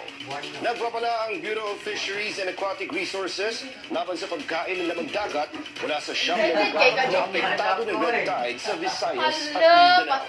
Apil sa mga lugar na naay red tide ang Batan ug sa Pian Bay sa Aklan, Pilar, President Rojas ug Rojas City sa Capiz, Gigantes Island sa Iloilo, Dawis ug Tagbilaran City, Bohol ug usa sa Dumangquillas Bay sa Zamboanga del Sur. Ayon sa BFAR, nakakalaso ng pagkain ng shellfish gaya ng tahong at alamang na mahuhuli sa mga lugar na yan, kaya mas mainam na umiwas muna. Ligtas pa rin naman daw kumain ng pusit, alimango, isda at hipon, basta't lutuin ng mabuti. Bangkay na matagpuan ng isang guro matapos malunod sa ilog ng Tumaob ang sinasakyan nitong bangka sa bayan ng Esperanza, Agusan del Sur noong Huwebes. Ginambiktima nga si Junard Agidon nga mi-attend ng og training camp ug pauli na unta bago nahitabo ang insidente. Ingon sa mga witness sakay si Junard ug kakalain pa nga teacher ang usa ka bangka nitong naaptan sila og kusog nga tubig sa sapa. Tumaob ang bangka pero nakaligtas ang ibang sakay nito maliban kay Agidon. Ug magkadto mga paspas nga balita sa Visayas ug Mindanao. Ako si Robert Hill. Patnog na ng red tide alert sa Visayas at Mindanao. Makakasama po natin si Nazer Briguera, ang Chief Information Officer ng Bureau of Fisheries and Aquatic Resources o BFAR. Magandang tanghali po sa inyo. Yes, magandang tanghali, Shoril, at magandang tanghali din sa mga nakatutok sa inyong programa ngayong tanghali. Sir, para po sa kaalaman ng lahat, ano po ba ang sanhi ng red tide? May kinalaman ho ba ito sa panahon? Ang red tide po ay isang natural phenomenon. Ito'y may kinalaman din sa pabago-bagong panahon ng pagkakaroon ng insidente rito. At dahil sa natural phenomenon ito, hindi natin ma-determine kung kailan siya lalabas. So ang tangi lang nating magagawa ay ang regular monitoring. Kaya ang BFAR po sa pakipagtulungan sa mga local government unit ay patuloy ang isinasagawang mga regular monitoring doon sa ating mga fishing grounds para masiguro po natin na ligtas ang mga ito sa occurrence ng red tide, ma'am. Sir, po, when you say regular monitoring, paano po ito'y sinasagawa? Yung pagmo-monitor, may everyday test, paano po? Usually po ang monitoring natin ay weekly. Kumukuha po ng samples ng tubig doon sa mga lugar, pati rin po yung samples ng shellfish. At ito po isinasailalim sa isang laboratory analysis. At kapag nakita po na positibo ang area sa red tide, agad po kami naglalabas ng shellfish bulletin para ipaalam po sa publiko, pati na rin doon sa mga local government units na halimbawa positibo ang kanilang lugar at kailangan talagang wag mag-harvest, wag magbenta, wag bumili at wag kumain ng lahat ng uri ng shellfish, pati na rin po itong alamang. Ano po ang pwedeng mangyari kapag nakakain po ang isang tao ng laman dagat na kontaminado po ng red tide? Ito po kasi red tide ay tinatawag din natin itong yung contamination ng red tide, tinatawag din natin itong paralytic shellfish poisoning. Ibig sabihin, kapag ang isang tao nakakain ng shellfish na may red tide, nagkakaroon ng paralysis sa kanyang katawan, no? Usually, nagsisimula ito sa kanyang bibig, nagkaroon ng pamamanhid, at kung talagang mataas yung concentration ng poison sa kanyang katawan, ay posible itong magresulta sa cardiac arrest dahilan sa nakain niyang lason. Gaano po kabilis yung epekto ng red tide sa katawan pag nakakain na po? Lumalabas yung mga, katulad sabi niyo po, maswerte pa kung nakapansin ng pamamanhid sa bibig, pero yung bilis nung pag-cardiac arrest. Depende ma'am sa concentration. Kaya nga ang advice natin kapag nakaramdam na ng sintomas ang isang tao po, no, na sa suspecha niya ay dahil doon sa kinain niyang shellfish, kaagad-agad po ay kailangan tumakbo na sa pinakamalapit na health facility para po malapatan ng lunas. Yun po ang kailangan gawin. Pero as to gaano katagal, mabilis lamang po ito, Cheryl, no? Na maramdaman ng isang pasyente. Once na na-ingest niya yung lason sa kanyang katawan, e-epekto kaagad ito. And maliban po, kanina nabanggit niyo yung pamamanhid nga po ng bibig. Maliban doon, may iba pa bang mga sinyales, sintomas po na pwedeng maramdaman pa? Primarily po yung tinatawag nating paralysis. Yun po yung nararamdaman, pananakit ng ulo. Yun po yung mga isa rin sa mga simptomas kapag po ang isang tao ay nakakain ng isang shellfish na kontaminado po sa red tide. Pero meron po bang paunang lunas? Kami po sa Bureau of Fisheries and Aquatic Resources, ang pinapayo po namin ay tumakbo kaagad sa pinakamalapit na health facility. Pero mas makakabuti kung ang biktima ay maisuka niya yung kanyang kinain. Panghuli po, paalala na lamang ulit sa mga kapatid po natin sa mga lugar na apektado nga po ng red tide. Ang palagi po namin paalala sa publiko kapag nakataas po ang warning sa isang lugar na positibo po ang inyong lugar pangisdaan sa red tide, sumunod po tayo. Marami po kasing pagkakataon na parang isinasawalang bahala ang warning na ito ng publiko.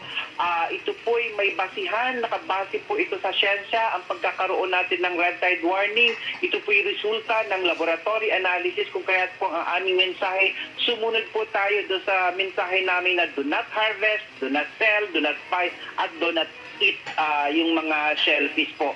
So yun lamang po ang aming mensahe sa publiko. Marami pong salamat sa inyong oras, B4 Chief Information Officer Lazer Briguera.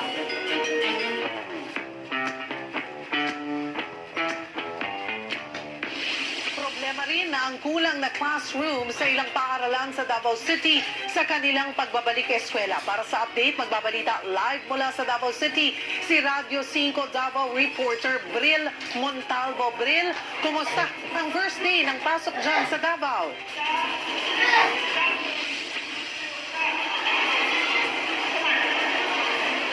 Cheryl, nagbalik eskwela na nga ang mga estudyante dito sa Davao City. Sa tala ng DepEd, di bababa sa 400,000 ang mga enrollee sa lungsod ngayong school year 2023-2024.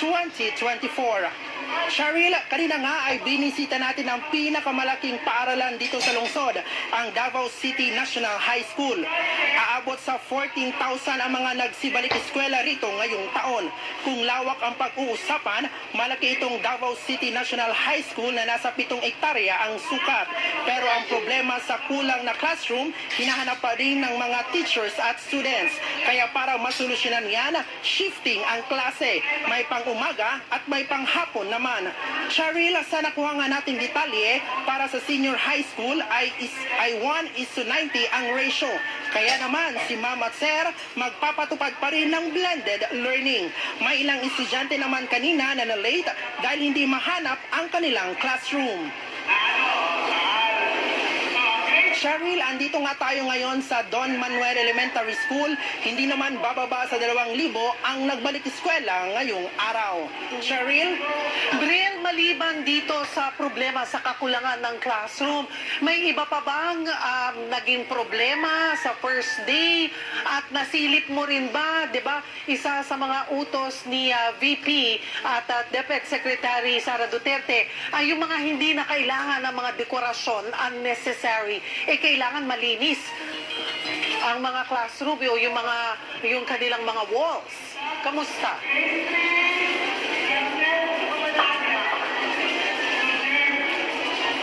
Yes, Cheryl, kanina nga ay napansin natin sa mga silid-aralan dito sa paaralan ng syudad na malinis at wala nang dekorasyon sa mga dingding ng bawat sulok ng paaralan. Dahil na nga ipinagbabawal ito, dahil na nga ito rin sa mandato ng Department of Education. Cheryl?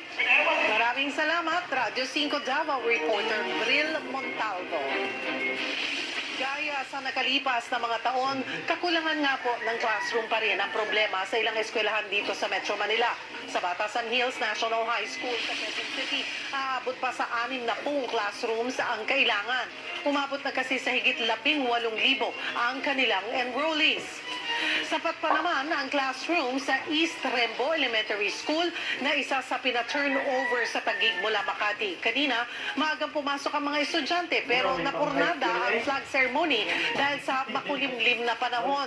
Nung comment muna ang mga guro ng eskwelahan sa issue ng Taguig-Makati dispute. Pero ang mga kabaro nila sa Maynila nagsagawa ng sunrise protest sa Mindiola bago pumasok sa klase. Ipinoprotesta ng mga guro pati ng ilang estudyante ang mga problema sa sektor ng edukasyon gaya ng kulang na classrooms at teaching personnel. Susunod, tatatang Gilas, Pilipinas at Italy sa FIBA World Cup. Mamayang gabi na, national team, tiwalang may tsansa pa rin sila sa Olympic dream. Yan at iba pa sa pagbabalik ng One Balita, Pilipinas. Hatid ng balita, impormasyon, serbisyo, totoo sa'yo, 92.3, Radyo 5, True FM.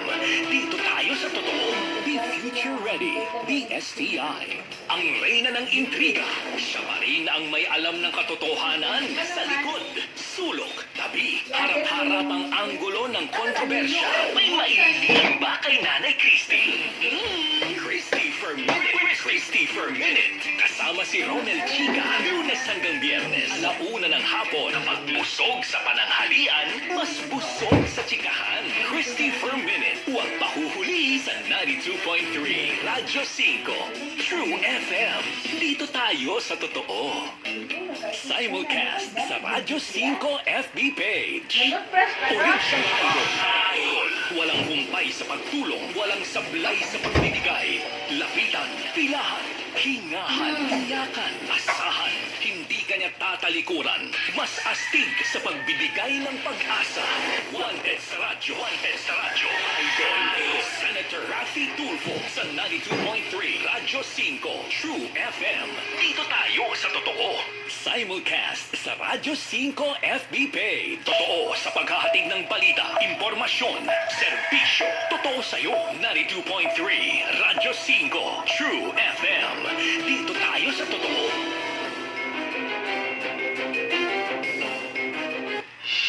Tibuok kalibutan ang naapektuhan sa coronavirus disease 2019 pandemic. Hinungdan daghan sa mga overseas Filipino workers ang nawadan og trabaho. Tungod dinhi daghan ang miabil sa gihanyag nga repatriation sa gobyerno sa bang-angay nga buhaton kung sa kasanawadan o panginabuhian. Usa sa mga programa sa gobyerno ang pagtabang sa pagbuhi og kahayupan pinaagi sa Department of Agriculture. Ug syempre anausab ang King's Vita Plus Animal Feed Supplement aron abagan kamo sa saktong pagbuhi og kahayupan. Ang King's Vita Plus Animal Feed Supplement puno sa multivitamins, minerals, amino acid, calcium, D3, enzymes, electrolytes, omega-3 ug probiotics na makapapaspas sa pagdagko o pagtubo, pagpagana sa kaon, makapadaghan sa produksyon sa gatas ug makapasinaw sa pani. Sa paggamit, i-mix lang ang usa o duha ka kutsara sa King's Vita Plus Animal Feed Supplement sa usa ka galon nga tubig o usa ngadto sa duha ka kutsara sa 3 ka kilo nga feeds. Ug ihatag kini adlaw-adlaw. Busa unsa pa inyong giulat gamit na og King's Vita Plus Animal Feed Supplement. Available sa tanang mga Agrivet stores sa inyong lugar. Greece. Pinangunahan ni Austin Reeves ang opensa ng USA with 15 points, 6 assists at 5 rebounds.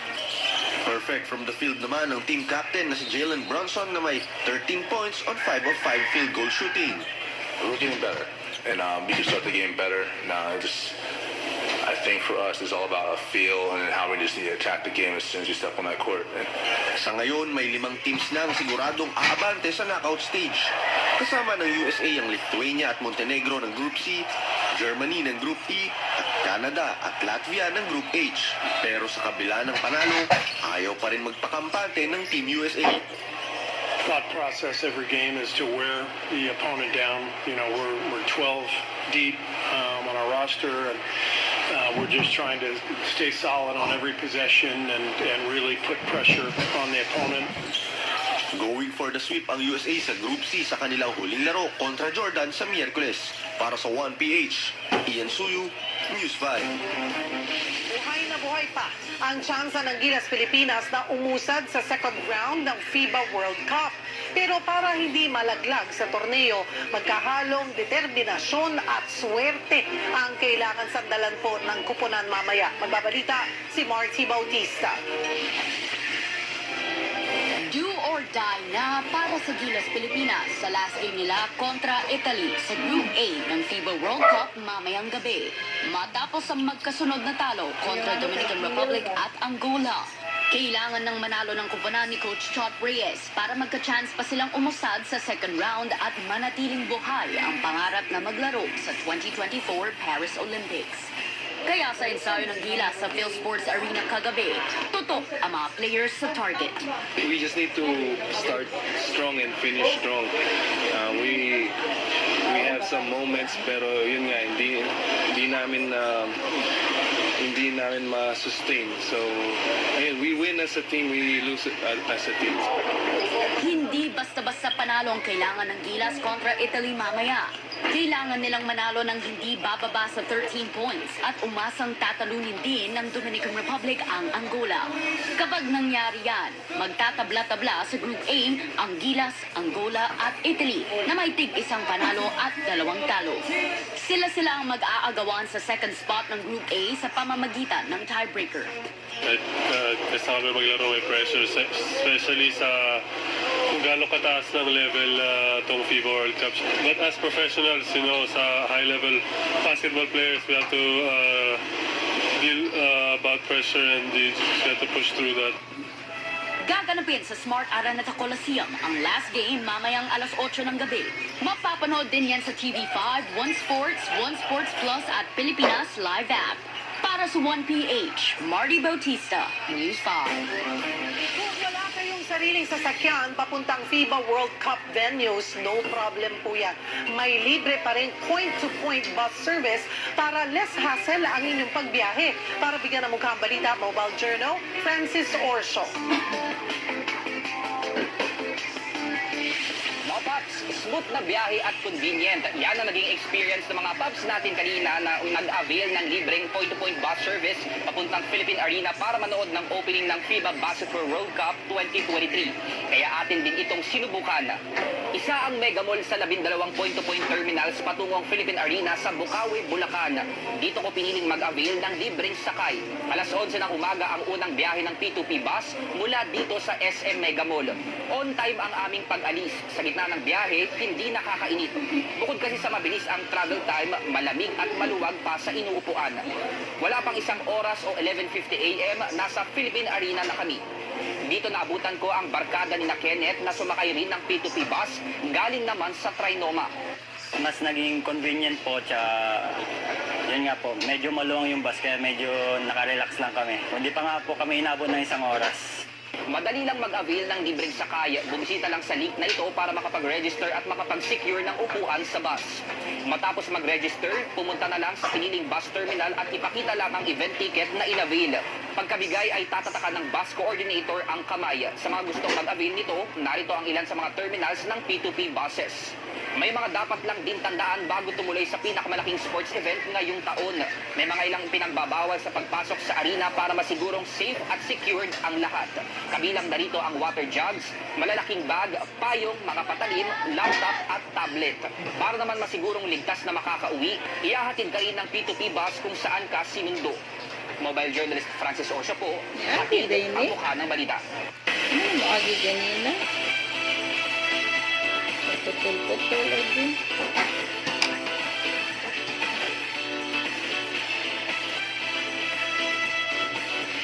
Nandito tayo ngayon sa paliparan dahil mamaya-maya lang lilipad na tayo papuntang Tokyo, Japan dahil makikisa tayo sa longest running anime na gagawing live action ng Netflix na yung One Piece. At bukod dyan, meron din yung mga global events sa Paris, dito sa Pilipinas, sa Thailand, sa Brazil, at iba't iba pang bahagi ng mundo. At ibibigay ko sa inyo ang latest sa mga kaganapan dyan. But anyway, in other news, eto ang iba pang local showbiz updates. Watch this. Hindi naman daw nakakalimutan ni Julian Santos na alagaan ang sarili despite being a super mom. Kapansin-pansin ang sexier figure niya. Kwento niya, hindi niya nakakalimutan mag-detox kahit pa busy sa pag-asikaso sa mga anak. Gayun din ang international series niyang project na Call My Manager.